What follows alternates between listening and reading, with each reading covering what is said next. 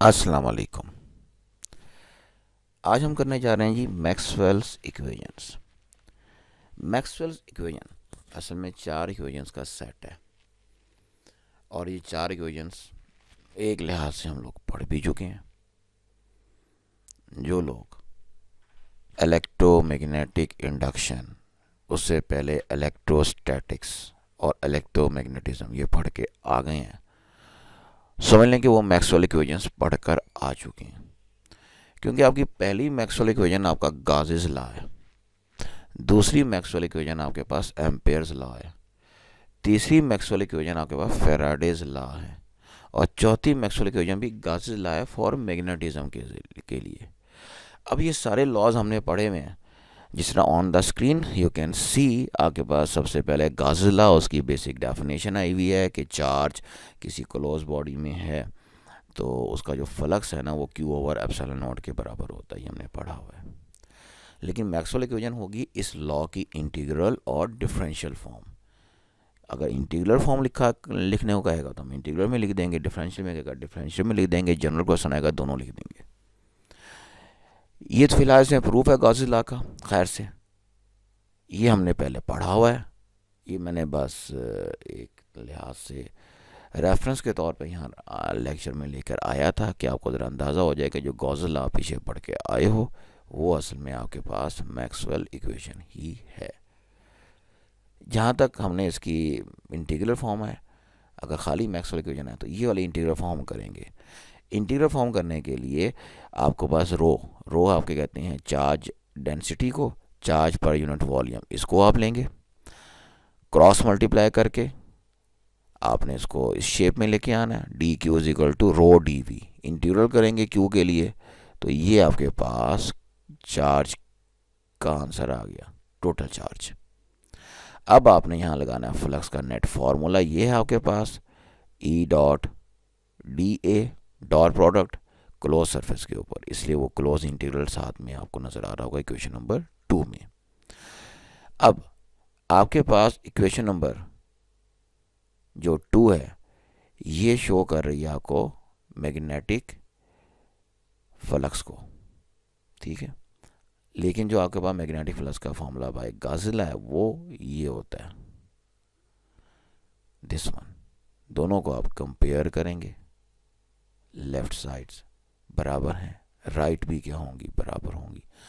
जब आप कंपेयर करेंगे, अब आप करेंगे क्या, वो जो चार्ज की इक्वेशन नंबर 1 है वो आपने यहाँ पे यूज़ करनी है, इस जगह पर चार इक्वेशन नंबर 1 को यहाँ यूज़ करना है और इक्वेशन नंबर 2 को यूज़ करना है इसके लेफ्ट साइड पर। तो आपके पास ये इक्वेशन आ गई, ये कहलाती है गाजेस लॉ की इंटीग्रल फॉर्म, यानी फर्स्ट मैक्सवेल्स इक्वेशन। इसी इंटीग्रल फॉर्म को हम डाइवर्जेंस थ्योरम अप्लाई करके कन्वर्ट कर सकते हैं डिफरेंशियल फॉर्म में। इसी इक्वेशन को आगे लेके चलेंगे। ये equation number 3 same equation number जो आपने ऊपर ये ड्राइव की है दिस वन, उससे इक्वेशन नंबर इसको हम नाम दे दिया 3 का। मैथमेटिकली कोई इतना मुश्किल काम नहीं है, इस पर डाइवर्जेंस थ्योरम अप्लाई करना है। डाइवर्जेंस थ्योरम क्या कहता है कि वॉल्यूम इंटीग्रल जो होता है आपके पास, डाइवर्जेंस का जो वॉल्यूम इंटीग्रल होता है वो आपके वेक्टर फील्ड के सरफेस इंटीग्रल के इक्वल होता है ओवर द होल सरफेस, यानी वॉल्यूम को आप सरफेस में कन्वर्ट करते हैं। तो ये आपके पास डाइवर्जेंस है और उसका वॉल्यूम इंटीग्रल राइट साइड पर, और ये इलेक्ट्रिक फील्ड का सरफेस इंटीग्रल आ गया, ठीक है।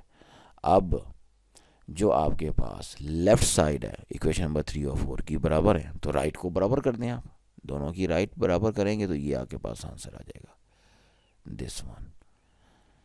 पूरी इक्वेशन जो राइट साइड पे लिखी है उसको लेफ्ट साइड पे शिफ्ट कर दें और इंटीग्रल और डीवी कॉमन निकाल दें तो ये चीज़ आ जाएगी। ये थोड़ा सा मैं इसको स्क्रीन को ऊपर कर दूं ताकि आपको दिखाई दे ये चीज़।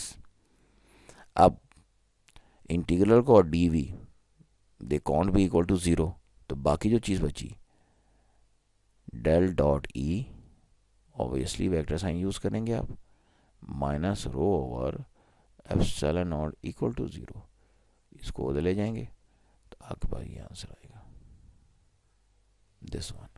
ये गाजेस लॉ की डिफरेंशियल फॉर्म या फर्स्ट मैक्सवेल इक्वेशन की डिफरेंशियल फॉर्म आ गई। इसके बाद आपके पास आ जाता है deduction of coulomb law from Gauss law, ये हम पहले कर चुके हुए हैं, ठीक है, तो इसकी तरफ तो मैं नहीं अब जा रहा। अब हम लोगों ने आगे करना है इसमें एम्पेयर्स लॉ। एम्पेयर लॉ क्या होता है, थोड़ा सा मैं रिविजिट करवा दूँ आपको कि जब किसी कंडक्टर में से करंट गुजरता है उसके गिर्द मैग्नेटिक फील्ड बनता है। वो जो सर्कुलर पाथ में मैग्नेटिक फील्ड बनता है ना, उस सर्कुलर पाथ के ऊपर अगर हम मैग्नेटिक फील्ड बी और पाथ के जो छोटे छोटे एलिमेंट्स होते हैं जिन्हें हम नाम देते हैं डीएल, उनका डॉट प्रोडक्ट निकालें तो वो बराबर होता है mu naught times the current enclose by that part. तो ये हमारे पास एम्पेयर लॉ, इसकी एक्सप्लेनेशन वगैरह सारी आप देख चुके हैं, कर चुके हैं। इसका ये फॉर्मूले का ये भी फॉर्मूला आपने पढ़ लिया हुआ है। तो ये वाले जो नोट्स हैं ये भी मैं आपको शेयर ज़रूर कर दूंगा इंशाल्लाह, पोर्टल पे आपको मिल जाएंगे। तो एम्पेयर्स लॉ की जब हम बात करते हैं तो इसकी इंटीग्रल फॉर्म की तरफ आ जाए। एम्पेयर लॉ की जो मैथमेटिकल फॉर्म है वो यही होती है कि बी डॉट डी एल, यानी कि जो पूरा पाथ लेंथ है उन दोनों का जो डॉट प्रोडक्ट है वो इक्वल टू म्यू नॉट आई के बराबर होता है। तो इंटीग्रल फॉर्म में अगर हम करते हैं तो ये B dot D R mu naught I, ये आपके पास की मैथमेटिकल फॉर्म है, ठीक है। इसमें जो आई है करंट, वो आपके पास करंट डेंसिटी में अगर आप रिप्रेजेंट कर देते हैं उसको, जिस तरह आपने पीछे चार्ज को रिप्रेजेंट किया था चार्ज डेंसिटी में, तो करंट को करंट डेंसिटी में ले आए तो वो बन जाएगा जे डॉट डी ए इंटीग्रल। इसको जब आप ऊपर इक्वेशन में पुटअप कर देंगे तो आपके पास इंटीग्रल फॉर्म ये बन गई, integral form of Ampere's law. इसके अंदर एक और चीज़ आती है कि यहाँ पर एक बात सुन लीजिए, अभी इसका मैं टॉपिक आगे लेके जाऊँगा तो वहाँ बता दूँगा कि मैक्सवेल ने खुद से सिर्फ एक काम किया था, देखा जाए तो वो उसने ये किया था कि एम्पेयर लॉ को जनरलाइज किया था और इसमें डिस्प्लेसमेंट करंट का कॉन्सेप्ट इंक्लूड किया था जो अभी आगे आएगा। वरना उसने ये रियलाइज़ किया था कि जितने ये लॉ बने ना ये सब मिलके जनरेशन ऑफ इलेक्ट्रोमैग्नेटिक वेव्स या रेडिएशन को जनरेशन में, उनकी ट्रांसमिशन में और उनकी रिसीविंग में हमें हेल्प आउट करते हैं। तो ये उसकी रियलाइजेशन जो थी ना, जो उसने रियलाइज़ किया था, ये बड़ी इंपॉर्टेंट डिस्कवरी थी और उसकी बुनियाद पे आज हम कम्युनिकेशन कर रहे हैं और मैं आपको यहाँ लेक्चर डिलीवर कर रहा हूँ और आप नेट के थ्रू इस लेक्चर को सुन रहे हैं। ये सारा मैक्सवेल इक्वेशंस के अंदर ये सारा प्रोसेस हो रहा है। अब इन डिफरेंशियल फॉर्म पे आ जाए। इंटीग्रल फॉर्म से आपने कहानी शुरू करनी है। इसकी क्वेश्चन नंबर 1, इसको आपने स्टोक्स लॉ के ज़रिए कन्वर्ट करना है। अब स्टोक्स लॉ क्या कहता है, कर्ल का जो सरफेस इंटीग्रल होता है वो लाइन इंटीग्रल के इक्वल होता है कॉन्टूर के। कॉन्टूर कहते हैं ऐसी कर्व को जिसको कोई और कर्व टच तो कर रही हो, कट ना कर रही हो, ठीक है, ये पेरिफेरी का नाम भी देते हैं इसको। तो ये आपने इसको स्टोक्स लॉ के ज़रिए कर्ल की फॉर्म में कन्वर्ट कर दिया, ठीक है जी। अब दोनों की लेफ्ट साइड बराबर है, राइट साइड को इक्वल करेंगे, कंपेयर करेंगे तो दिस इज, ये आ गई। इस इक्वेशन की राइट को लेफ्ट पे ले आके इंटीग्रल वगैरह कॉमन निकाल देंगे तो इंटीग्रल वगैरह और एरिया कॉमन जीरो नहीं हो सकते चूंकि, तो del dot B minus mu naught J zero होगा। तो ये आपके पास आ गई differential form of Ampere's law, यानी सेकंड मैक्सवेल इक्वेशन की डिफरेंशियल फॉर्म। उसके बाद आपके पास आ जाता है फैराडेज लॉ। ये भी आपने पढ़ा हुआ है कि ईएमएफ जो जनरेटेड होती है rate of change of magnetic flux के प्रोपोर्शनल होती है। इसका प्रूफ आपके सामने है, अभी करने की ज़रूरत नहीं है, पीछे आपने पढ़ा हुआ है वो कर लीजिए। हाँ, जो लोग कहते हैं ये आसान है, ये कर सकते हैं कि इमोशनल ईएमएफ के फॉर्मूले से आपने शुरू करना है। इस फॉर्मूले में वी की जगह D X over D T put up करेंगे, वेलोसिटी की जगह, क्योंकि रॉड मूव कर रहा है, फ्लक्स तब्दील हो रहा है, ईएमएफ जनरेट हो रही है। D X over D T को करने के बाद आप डी एक्स और एल लेंथ को मिला देंगे, वो एरिया बन गया। एरिया मैग्नेटिक फील्ड के साथ फ्लक्स बनेगा, फॉर्मूला प्रूव हो जाएगा। एक लूप के लिए एल लगाएंगे तो ज़्यादा लूप हो जाएंगे, ठीक है। उसके बाद आपने डी फाई है ना, डी फाई के लिए अलग कर लें। डी फाई का मतलब होता है बी डॉट डी ए, ये इसका फॉर्मूला, दिस वन। और यहाँ से आपके पास इंटीग्रल करके फाई की वैल्यू निकालेंगे। इस वैल्यू को आप जब ऊपर की इक्वेशन 1 में यूज़ करेंगे तो आपके पास ये इंटीग्रल फॉर्म आ जाती है। इसी इंटीग्रल फॉर्म से हम आगाज़ करेंगे अपनी मैक्सवेल इक्वेशन का या फैराडेज लॉ की इंटीग्रल फॉर्म, यानी हमारी तीसरी मैक्सवेल इक्वेशन। तो ईएमएफ आपके पास ई डॉट डी आर के बराबर होता है इलेक्ट्रिक फील्ड। अब आप कह सकते हैं ये फार्मूला कहाँ से आया, ये आपने वो फार्मूला पढ़ा हुआ है, ये आपको याद होना चाहिए। आप लोगों ने किया था वो पोटेंशियल ग्रेडियंट का आर्टिकल, वहाँ से ये फार्मूला आया आपके पास, ठीक है। पोटेंशियल ग्रेडियंट, उसमें आपने पढ़ा हुआ intensity is equal to delta V over delta R. Delta V का जवाब निकालना है तो ये ई डेल्टा आर हो गया। इसको मैं डी वी की शक्ल में लिखूँगा डिफरेंशियल, तो ये E D R, dot product में ये ई डॉट डी आर हो जाएगा। और जब मैं दोनों तरफ का इंटीग्रल ले लूँगा तो यह आ जाएगा वी, यानी कि वी का मतलब यहाँ ई एम एफ है, is equal to integral E dot D R. ये मैंने बता दिया बेसिक कि इस इक्वेशन का बेस कहाँ पर है, इक्वेशन नंबर 4 की। अब 4 को 3 के साथ कंपेयर करेंगे तो ये जो इक्वेशन आ रही है नीचे वाली, ये आपके पास इंटीग्रल फॉर्म है, और वन लूप के लिए आपका फॉर्मूला ये आएगा, ठीक है। इसी इक्वेशन को हम यहीं से इक्वेशन शुरू करके डिफरेंशियल फॉर्म में इसको शिफ्ट करेंगे। ये इक्वेशन नंबर 5 ऊपर वाली इक्वेशन का रेप्लिका, दिस वन। अब स्टोक्स लॉ फिर अप्लाई करेंगे इसके ऊपर, यहाँ भी स्टोक्स लॉ अप्लाई करेंगे। ये स्टोक्स लॉ अप्लाई कर दिया कि करल जो होता है surface integral of the curl is equal to line integral of the vector field over the whole contour या पेरीफेरी।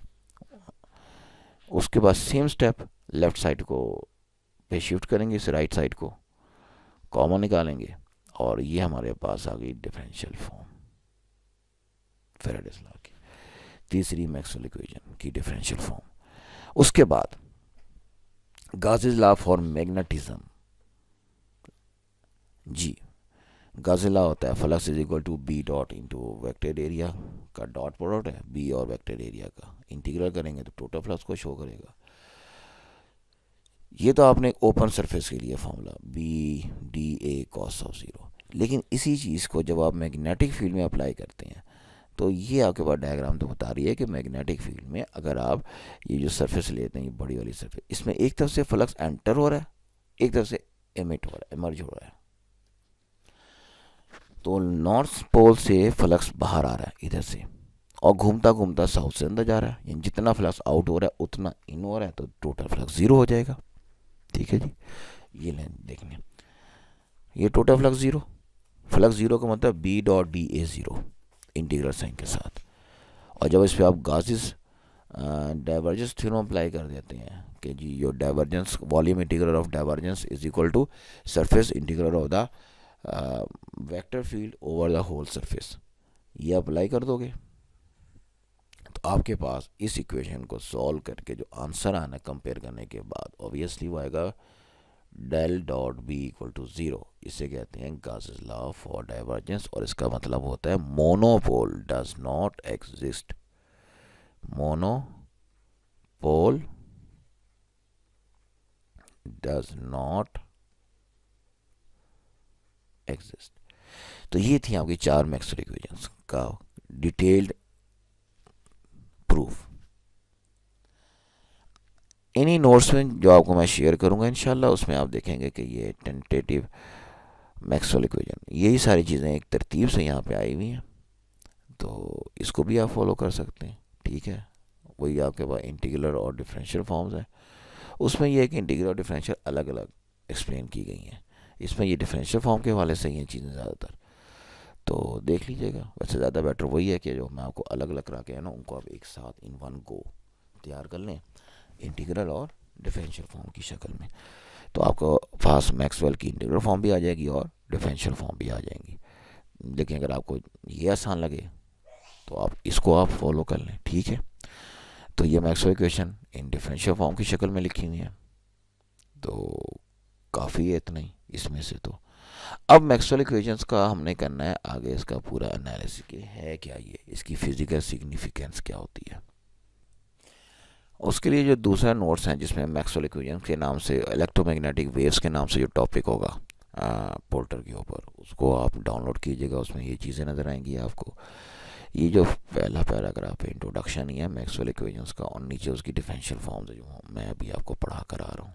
ठीक है, ये सारी वही जेम्स क्लॉक मैक्सवेल इक्वेशन का सारा है कि उसने ये सारा जो इलेक्ट्रोमैग्नेटिक वेव्स की प्रोपेगेशन, उनकी रेडिएशन, उनकी रिसीविंग और प्रोडक्शन के हवाले से जितने भी फिनोमेना है ना, ये जो बेसिक चार हमारे लॉज हैं, गाजेस लॉ, इलेक्ट्रोस्टैटिक्स का, मैग्नेटिज्म का दो ये हो गए, एम्पेयर लॉ और फैराडेज लॉ, इनकी जो इक्वेशन है ना, इनको हम कहते हैं मैक्सवेल्स इक्वेशन। तो इसमें जहाँ तक ये जनरलाइज आपके पास आ गया एम्पेयर लॉ, इसको पहले मैं करा देता हूँ आप लोगों को, और उसके बाद हम चलते हैं इसकी मैक्सवेल इक्वेशन की अगर फिजिकल सिग्निफिकेंस आती है ना, फिर उसकी तरफ चलेंगे।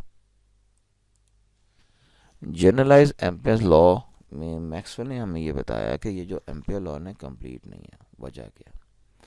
वजह ये है, उसके लिए उसने जो एग्जांपल ली थी ना, वो ये कैपेसिटर चार्जिंग के हवाले से ली।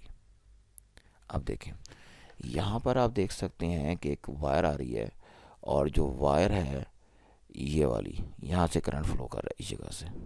ठीक है, ये वायर है, इस वायर के गिर्द मैग्नेटिक फील्ड मौजूद है, जिसको हम एम्पीरियन पाथ का नाम देते हैं, क्लोज सर्कल बन रहा है। ठीक, अब अगर आप कैपेसिटर के हवाले से देखें तो ये करंट आ रहा है और कैपेसिटर की इस प्लेट को पॉजिटिवली चार्ज कर रहा है, जिसके नतीजे में जो ऑपोजिट प्लेट है ना, वो नेगेटिवली चार्ज हो रही है। लेकिन ये जो आपका मैग्नेटिक फील्ड बन रहा है सर्कुलर पाथ के अंदर, आप इस डायग्राम में देख सकते हैं कि यहाँ पे आपको एक हाफ सफ़ियर नज़र आ रहा है, बल्जिंग सरफेस। असल में यही वो बात है जो मैक्सवेल ने डिनोट की, मैक्सवेल ने जिसको पॉइंट आउट किया कि आपका जो एम्पीरियन पाथ होता है वो 2 डायमेंशन में सिर्फ सर्कुलर पाथ नहीं होता, वो इस तरह का, ये सफेरी का जो सरफेस बन रही है इस शक्ल में होता है। ये पूरा जो पोर्शन जा रहा है आपका, ये वाला, ये सारा इस शेप में होता है। अब जब आपका मैग्नेटिक फील्ड इधर मूव करेगा, यानी कि ये जो वो रीजन है आपका दो प्लेटों के बीच का जो रीजन है, यहाँ इलेक्ट्रिक फील्ड है, मैग्नेटिक फील्ड मैंने बोल गया हूँ, इलेक्ट्रिक फील्ड यहाँ पर होगा दो प्लेटों के बीच में। तो ये आपका करंट आ रहा था शुरू में, उसके गिर्द मैग्नेटिक फील्ड था, मैग्नेटिक फील्ड के परपेंडिकुलर इलेक्ट्रिक फील्ड है बिटवीन द प्लेट्स।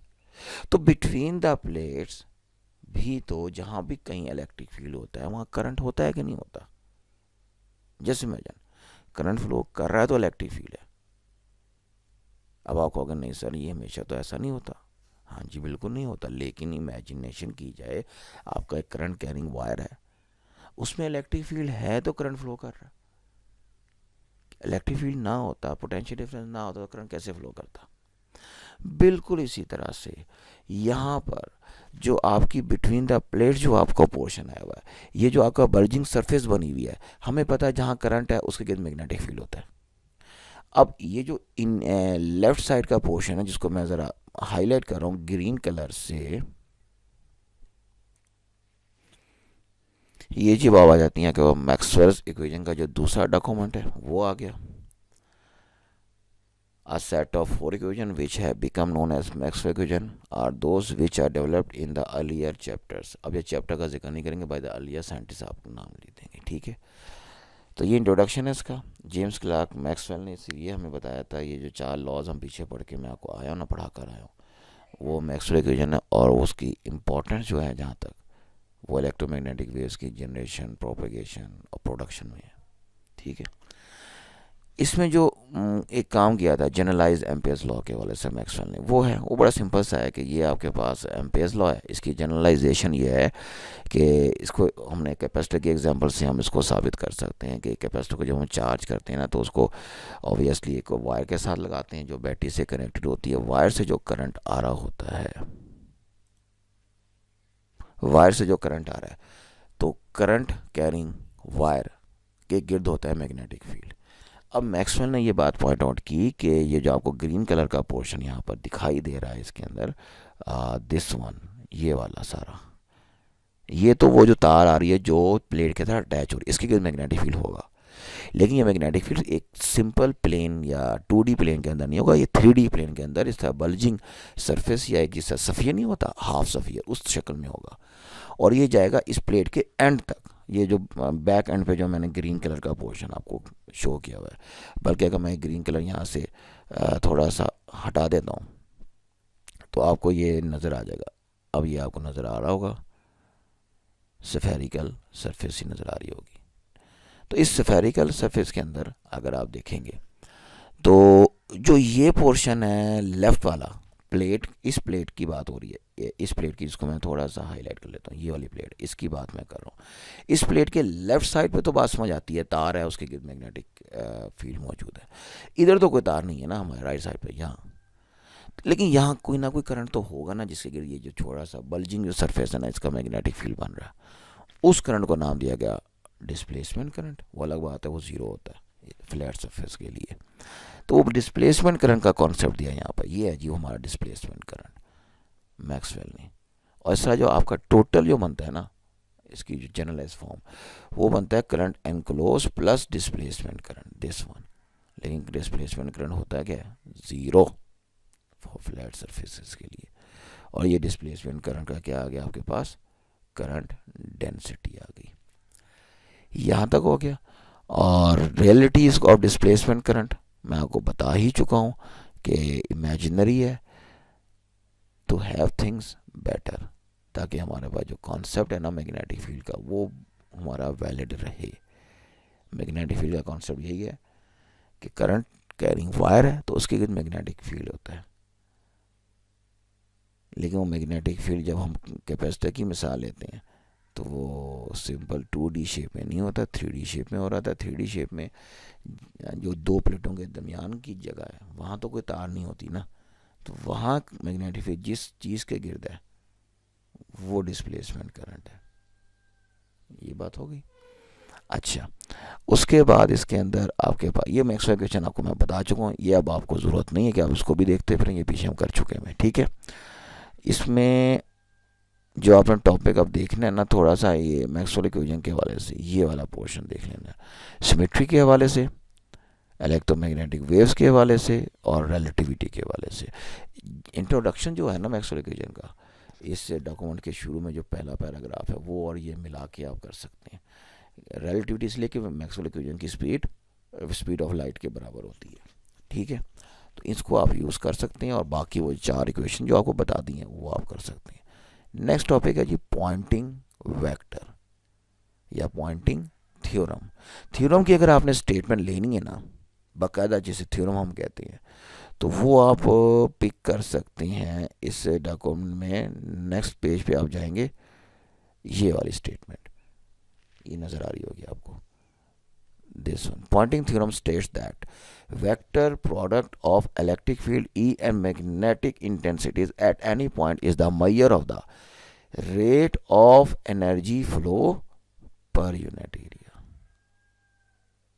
यानी power density at that point. और इसी को हम कहते हैं पॉइंटिंग थ्योरम। और ये पॉइंटिंग थ्योरम से जो वेक्टर बनता है, जो क्रॉस प्रोडक्ट होता है इलेक्ट्रिक और मैग्नेटिक फील्ड का, उसे हम पॉइंटिंग वेक्टर का नाम देते हैं। असल में पॉइंटिंग वेक्टर हमारे पास उस एनर्जी को शो कर रहा होता है या इंटेंसिटी को शो कर रहा होता है जो कि पर यूनिट टाइम डिलीवर हो रही होती है यूनिट सरफेस को, ठीक है। अब इसको आपने प्रूव कैसे करना है, प्रूव करने के लिए जो आपने शुरू करना टॉपिक, आप ये वाला याद करेंगे यहाँ से, वो टॉपिक मैंने शामिल किया था स्टेटमेंट के हवाले से।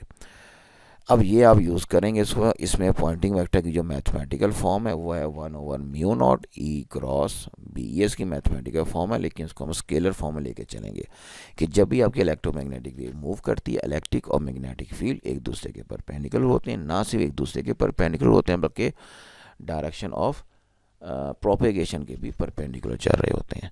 अब जहाँ तक इसका प्रूफ का ताल्लुक है, ये आपने इसकी वेक्टर फॉर्म ले लेनी है S = E और B की, ठीक है।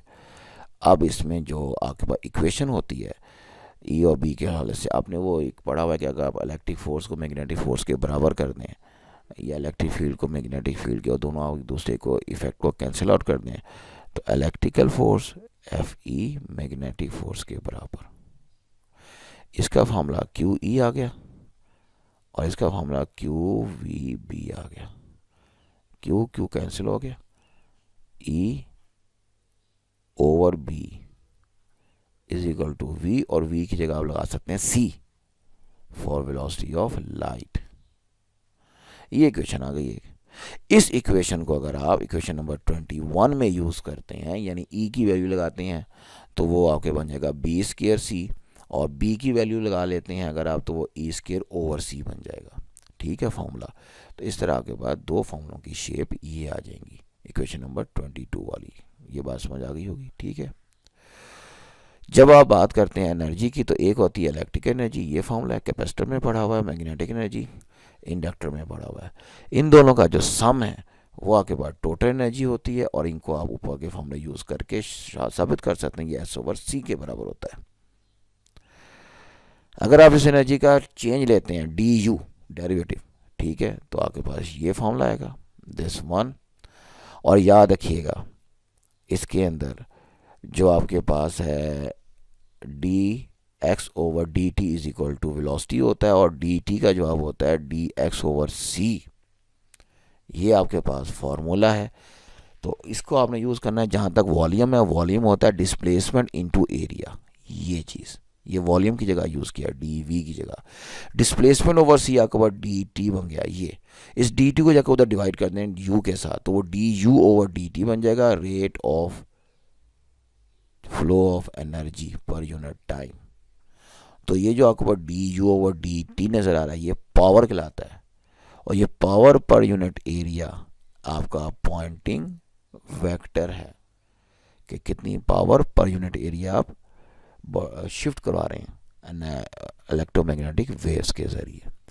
ये इसकी ब्लॉक डायग्राम है। ठीक है जी, इंटेंसिटी ऑफ इलेक्ट्रोमैग्नेटिक वेव्स, इसमें याद रखिएगा इलेक्ट्रोमैग्नेटिक वेव्स के वाले से एक इलेक्ट्रिक फील्ड की equation E is equal to E M sine K X minus omega T, और एक मैग्नेटिक फील्ड की इक्वेशन, ये इक्वेशन नंबर 38.12 जिनका जिक्र आ रहा है आगे टेक्स्ट के अंदर, तो वो फिर मैंने यहाँ पे लिखी हुई है। जहाँ तक आप इंटेंसिटी की बात करते हैं उसका फॉर्मूला आपके पास पीछे हम पढ़ाए हैं, पावर पर यूनिट एरिया, तो वही आपके पास ये होता है। और ये एवरेज आपके पास एनर्जी होता है, इलेक्ट्रिक फील्ड होता है। एवरेज वैल्यू की जब आप बात करते हैं, फॉर्मूला आपके पास है ई स्क्वायर साइन स्क्वायर की एक्स माइनस ओमेगा टी। ई की वैल्यू पर आपकी ऊपर मैं मेंशन करके आया था। अब ये जो साइन स्क्वायर की एक्स माइनस ओमेगा टी है, इसकी एवरेज वैल्यू होती है 1/2 की सेकंड। मैक्सिमम वैल्यू साइन की 1 होती है ना, और मिनिमम 0, -1 नहीं 0, तो 0 + 1/2 1/2। ये आप यूज़ करेंगे तो ये आपके पास इंटेंसिटी का फॉर्मूला आ गया। ठीक है, अब आप इसमें इलेक्ट्रिक फील्ड के साथ मैग्नेटिक फील्ड इलेक्ट्रिक फील्ड दोनों यूज़ कर सकते हैं। फॉर्मूला जो मैं पीछे आपको बता के आ गया हूँ, E/B इज इक्वल टू सी, बस उसको यूज़ करेंगे तो ये दो शेप्स बड़े आराम से बन जाती हैं। तो ये आपके पास इक्वेशन नंबर 26 आ गई है। अब जब आप बात करते हैं आपकी जो मैक्सिमम वैल्यू है, वो आरएमएस वैल्यू का कॉन्सेप्ट आप यूज़ करेंगे। आरएमएस वैल्यू होती है ना RMS E मैक्सिमम ओवर √2, तो वो ये रिलेशन ये लिखा हुआ है, ये वाला ये यूज़ करेंगे तो 27 इक्वेशन आ जाएगी। ठीक है, ये एवरेज वैल्यू से आपने RMS वैल्यू में आ गया, यही असल में एवरेज वैल्यू हमारी ली जाती है। और जहाँ तक इंटेंसिटी का ताल्लुक है, पावर पर यूनिट एरिया को पता है सर्कल स्फेरिकल शक्ल में 4πr² होता है। तो ये आपका एक आर्टिकल यहाँ आकर मुकम्मल हो जाता है। इसके बाद मैग्नेटिक वेक्टर पोटेंशियल, बड़ा सिंपल कि एक होता है आपके पास इलेक्ट्रिक पोटेंशियल, वो होता है स्केलर क्वांटिटी, लेकिन जो मैग्नेटिक वेक्टर पोटेंशियल है ये स्केलर क्वांटिटी नहीं होता, ये वेक्टर क्वांटिटी होता है।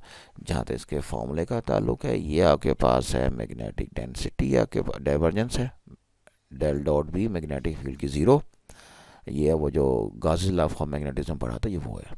ठीक है, उसके अलावा आपको आइडेंटिटी है del dot del cross A, ये भी 0 होता है। ठीक है, मैग्नेटिक फील्ड का फॉर्मूला अगर आप देखें μH, ये इंटेंसिटी होती है H मैग्नेटिक फील्ड की, is equal to del dot A आ गया। अब ये ए क्या है, यहाँ पर ए जो है ना, ये आपका मैग्नेटिक पोटेंशियल है। असल में मैग्नेटिक पोटेंशियल है ए। तो आपने क्या करना है, ऊपर आपको पता है del cross A dot del equal to 0 होता है। मतलब जब आप कर्ल का डाइवर्जेंस लेते हैं ना तो वो 0 होता है, डाइवर्जेंस ऑफ अ कर्ल 0 होता है आपके पास। अब वो जो डेल क्रॉस ए है क्वांटिटी, ये अगर आप डिफाइन कर देते हैं मैग्नेटिक फील्ड के बराबर, बी के बराबर डिफाइन कर देते हैं, तो डेल डॉट बी 0 हो गया। यानी ये दोनों इक्वेशन एक दूसरे को कॉरेस्पॉन्डिंग है। ठीक है, यहाँ पर आकर अगर आप डेल का प्रोडक्ट लेते हैं, डेल क्रॉस बी,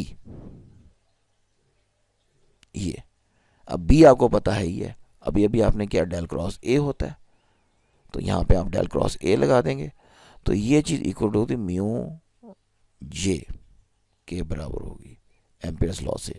आपने एम्पियर्स लॉ को देखेंगे तो वहीं पे ये चीज़ लिखी हुई है आपके पास। ठीक है, इसके अंदर जो ए है ना, इसको हम डिफाइन करते हैं एज वेक्टर मैग्नेटिक पोटेंशियल, और जे इसके अंदर करंट डेंसिटी है आपके पास। अब बात यह है कि ये बन गया curl of a curl. Curl of a curl 0 नहीं होता। इसको अगर हम ओपन करें कर्ल ऑफ अ कर्ल को, तो उसका फॉर्मूला हमारे पास ये होता है, del dot A minus del square A. अब ये हमारे पास जो आइडेंटिटी आई है, इस आइडेंटिटी के मुताबिक याद रखेगा, इसमें जो हमारे पास जो फंक्शन हम ले रहे हैं ना डेल डॉट ए, ये हमारे पास हो जाएगा 0। डाइवर्जेंस ऑफ मैग्नेटिक पोटेंशियल, जैसा डाइवर्जेंस हमने लिया था और मैग्नेटिक फील्ड 0 होता है डेल डॉट बी, इसी तरह डेल डॉट ए हमारे पास यहाँ 0 होगा। बाकी जो चीज़ हमारे बचेगी minus del square A is equal to mu J, या del square A is equal to minus mu J बचेगा। और ये आपके पास आ गई। इसको, इस इक्वेशन को, डेल स्क्वायर ए को अगर हम कंपेयर करते हैं अपनी पॉइसन इक्वेशन के साथ जो हमने इलेक्ट्रोस्टैटिक्स में पढ़ी थी, तो याद रखिएगा इस इक्वेशन से कंपेयर करते हैं तो पॉइसन इक्वेशन में जो वी आ रहा था ना, ये आपके पास इलेक्ट्रिक पोटेंशियल था, तो उस ऊपर वाली इक्वेशन 52 में जो ए आ रहा है वो मैग्नेटिक पोटेंशियल है। फिर दैट्स ऑल। तो ये आपके पास था वेक्टर मैग्नेटिक पोटेंशियल, और ये वेक्टर क्वांटिटी होती है, स्केलर नहीं होती। अगर आप पॉइसन इक्वेशन को सॉल्व करें तो आपके पास फॉर्मूला होता है v is equal to 1/4 pi epsilon not rho over R. इसी से अगर आप वेक्टर पोटेंशियल निकालना चाहें तो वो हम कंपेयर करके पता है 1/4 पाई एप्सिलॉन नॉट होता है ना, एप्सिलॉन नॉट और म्यू आपस में होते हैं इनवर्स प्रोपोर्शनल, तो ये हो जाएगा μ/4 पाई। ये चार्ज डेंसिटी की जगह करंट डेंसिटी जे आ जाएगा, आर अपनी जगह पर है, और बाकी ये चीज़ आ गई। तो ये आपका फॉर्मूला कंपेयर करके हमने बना दिया मैग्नेटिक पोटेंशियल का 54th इक्वेशन। तो यहाँ आके आपको ये चीज़ें मुकम्मल हो जाती हैं इलेक्ट्रोमैग्नेटिक वेव से मुताल्लिक़। नोट्स में जब आप देखेंगे तो application of magnetic vector potential आ रही हैं, तो ये अभी फ़िलहाल आपको करने की ज़रूरत नहीं है। बीओ-सेवर्ट लॉ ये हम पीछे पढ़ के आ चुके हुए हैं, तो इस पर ज़्यादा आपको टाइम नहीं लगाना। और मज़ीद वेक्टर मैग्नेटिक वेक्टर पोटेंशियल दोबारा ही वही आर्टिकल है, थोड़ा सा एक और टेक्स्ट में से, टेक्स्ट बुक एक और ली है उसमें से, तो जिनको ये सही लगे इसमें से कर लें, जिनको वहाँ से सही लगता है वहाँ से कर लें। वैसे वो आसान है, ज़्यादा बेटर है, लेकिन इसके अंदर चीज़ें ज़्यादा डिटेल में लिखी हुई हैं, देख लीजिएगा। ठीक है, नोट्स में मौजूद है ये आर्टिकल। तो उसके बाद जब इसमें जो मज़ीद, वैसे ये थोड़ा सा एक लिहाज से मैथमेटिकल वर्क इसमें ज़्यादा है उसकी निस्बत, तो इसलिए मेरी सजेशन तो यही होती है कि आप जो मैंने पढ़ाया है उसी को आप फॉलो कीजिएगा। ठीक है, आगे ग्रुप वेलोसिटी वाला का टॉपिक आपको नज़र आएगा नोट्स में। ये मैं आपको पहले ही वेव्स वाले आर्टिकल में ये इसका लेक्चर दे चुका हूँ, ये वहीं के लिए मैंने यहाँ इंक्लूड किया था एक ज़माने में, तो अभी भी ये वहीं मौजूद है कि ग्रुप वेलोसिटी और फेज वेलोसिटी उसका कॉन्सेप्ट आता है ना, तो क्या मतलब है, कैसे उसको डील करेंगे हम। तो ये भी आपको फ़िलहाल करने की ज़रूरत नहीं है, यहाँ के लिए कोई ज़रूरत नहीं है। तो यहाँ तक आपका आके इलेक्ट्रोमैग्नेटिक वेव्स और मैक्सवेल इक्वेशन का जो आर्टिकल है वो कंप्लीट हो जाता है जी। तो नेक्स्ट लेक्चर तक के लिए अल्लाह हाफिज़।